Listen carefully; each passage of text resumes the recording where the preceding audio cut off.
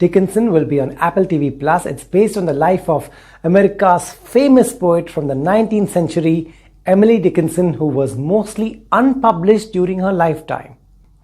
There are unclear details on the internet about how much of her work was published while she was alive.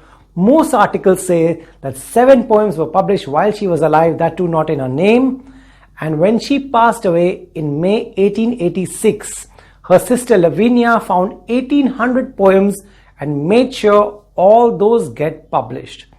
Sadly, while she was alive, she didn't become famous, but once her poems were published, she became one of America's greatest poets.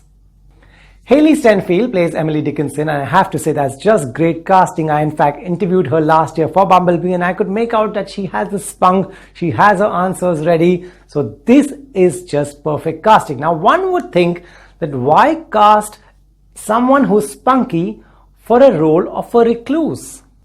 The makers stick to the facts, but they change the narrative. They want to cater to a younger audience, and there's no harm in that, so they make this a comedy.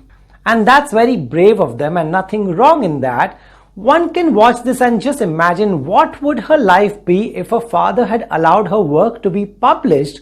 But when he found out that she wants to get published and she's trying to get her work published, he threw a fit because he thought that women should be in the kitchen running household chores and working for the men in the house. And that put an end to the career that never took off because they ignored the fact that she was one of a kind and had talent like no one else. Each episode is about 30 minutes, and I have watched the first 3 episodes given to me by Apple for reviewing, and I have to say it's very entertaining. The setting in the 19th century is perfect. The costumes play a very important role, and so does the screenplay. But I have to mention separately the music that works like magic here. The music is kind of unexpected and works brilliantly. It changes the mood, it changes the narrative. You can make out how important the music can be when there are no words or dialogues on the screen, how it can change the setting, change the mood, and change the way of storytelling. The makers knew very well that this show has to cater to the younger audience. So they show Emily Dickinson without any filter.